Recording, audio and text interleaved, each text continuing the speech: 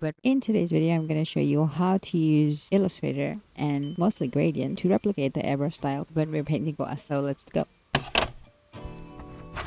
Make sure that you have a background. I always like to put a background in the back so I avoid drawing anything on a white screen and making my colors a bit too washed out. I'm going to change the color to what you think you want. I'm going to try and replicate that picture of an orange juice, I think. Go to shapes, select your circle tool, choose a color that you want. In this one, I'm going to start with a yellow, and I'm going to start by drawing a circle or ellipse on top. This is for the face of the glass. You can adjust the strokes according to your liking.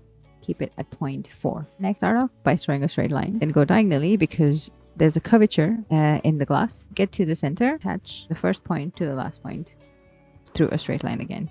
Now click on the direct selection tool, and now you will see a line come up. Click on that and then drag it to your liking based on how curved you want your glass to be. Yep, now I'm gonna copy this, Control+C, and then Control-Shift-D to paste it at the exact same point. I'm gonna rotate it 180 degrees. I'm gonna join them together. I'm gonna go back to the direct selection tool and get to the bottom point and drag it out to make it all a smooth shape. Now select it all, go to the Shape Builder tool and connect the top part. So now we have a face and then the bottom surface, which is the body of the glass. Next, we're gonna work on the stem. You can make it however you like. So we start with another ellipse for the base. You can alternate the length based on your reference. I'm just gonna, eyeball it. I don't really care that much.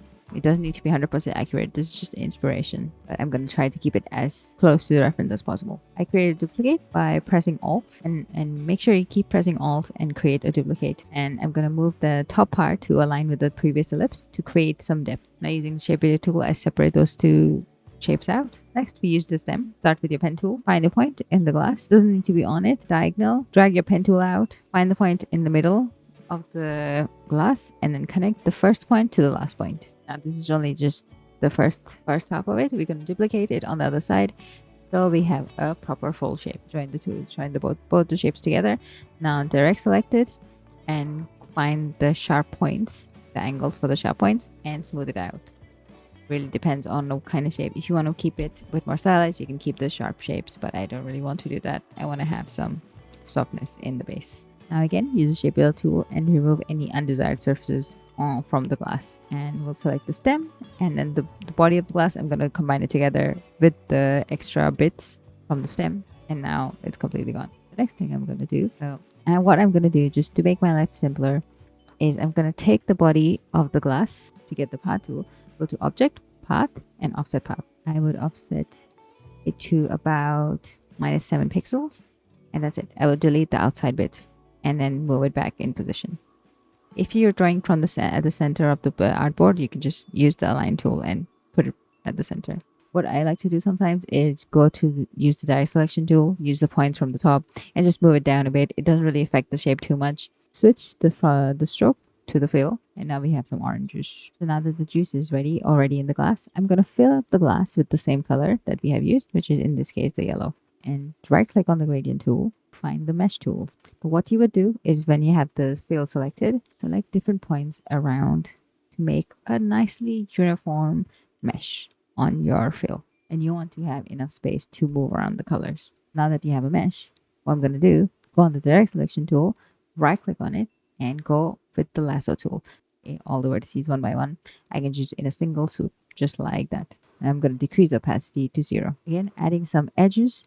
Because I want some hard edges at the glass. The light will be more opaque around that area. What I started now is by selecting a few points at the bottom, and now I'm adjusting them to more reflective color. In this case, I'm going to go with a more light white color. This is where I want my glass to show reflections. Make sure that you're really observing your reference at this point. That's why it's good to have a reference when you're drawing glass. The next part here, another thing, I'm going to change the stroke to the fill again. And similarly, I'm going to use the mesh tool, put some points on it, and then I'm going to go with the lasso tool, select the inside points, and make them completely transparent. Once the inside bit is transparent, I'm going to focus on the outside edges and add some opacity to it. Just very light white and yellow tones.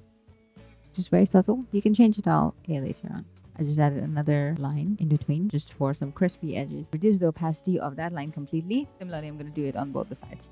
Just so now you can see there's the edge around the glass. Now we go to the stem. I've already added some points here. So let's go through this again. This is just using the same methods again and again. You have a fill, use the lasso tool. You can also select it one by one, but I just like to use the lasso tool. Select the inner edges, and then I'm going to make it 0% opacity. Now you can add some selections, putting 3 lines there, removing the opacity of the bottom line and of the top line. Now I'm going to use the 3 points in the middle again and drag it down. Add some darker edges around the sides, and maybe some darkness are in the middle as well. In this case, I would just say match the background. Now we're going to go back to the bottom end and similarly do the same steps that we have done for all the other parts of the glass. For the base especially, I'm going to just decrease the opacity for the back side as well. Concentrate the light in the middle. And what I would say, because I have oranges here, just make sure that you add some reflections on the bottom. Look like some bounce light is falling down.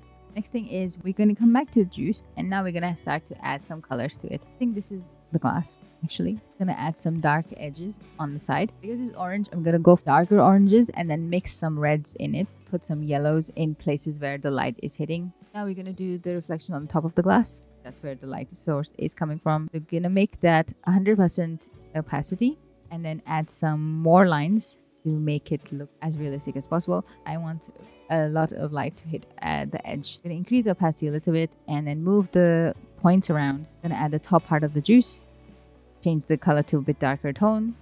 Now finally, if you're looking at the juice, I'm gonna add some shades of orange, darker orange, lighter orange, some yellows, some reds. On the left side, I'm gonna add some highlight points to showcase where the light is falling, and I'm gonna make it bright yellow. If you want to mix the colors around, all you need to do is move the mesh points of the mesh around to make it look like the juice is moving inside the glass. Add some mesh points on the top, make the sides a bit darker orange, and I'm gonna make it a bit red as well, adding some transitioning colors from the dark red to the orange. Okay, the next thing we're gonna do is make the ice cube. Start with the square, make another square. I'm gonna choose the 2 sides. I'm gonna decrease the width and then increase the angle like it's in perspective. Now I'm gonna use the pen tool to add top part of the cube. Combine these all together. I'm also gonna make the edges softer, decrease the size of the cube a bit, and move it on top of the juice at an angle. Then what we're gonna do, we're gonna add some mesh points again.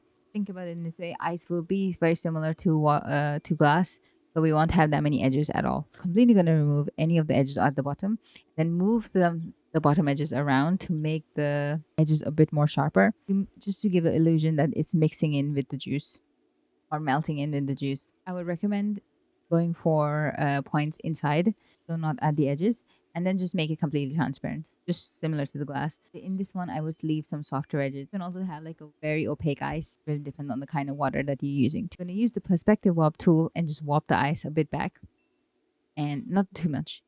I'm going to make a duplicate of the ice, yeah, and then invert it, change the angle a bit, and then decrease some of the opacity of some of the points to make it look a bit different. I will add a few more points so maybe something in the middle, and then I'm gonna again decrease some of the opacity for those points, so I think it looks different enough.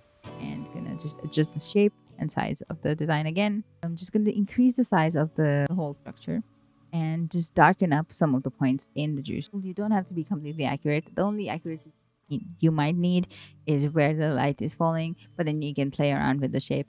Another thing I'm gonna do is add some depth to the background as well. We're going to choose some of the points, make them same color but a bit darker. Like we had done before, we will use the movement of mesh points to make the edges and more crisp on the sides to make it look like an actual table. Just made some more changes to the background, and I'm gonna finish the design with adding a lens flare, which you can access from the left hand side menu and clicking on the flare button.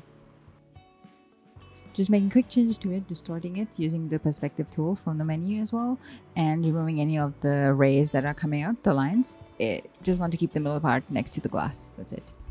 And just adding one final part, which is the shadow. Add the ellipse at the bottom of the base of the glass and made it the same color as the background, and added a multiply blend to it. Then using the pen tool to make the shape of the stem, and the same thing, I'm going to use the pen tool again to make the shape of the glass a distorted shape. I'm also going to just tweak it just a bit to make it a bit more flatter.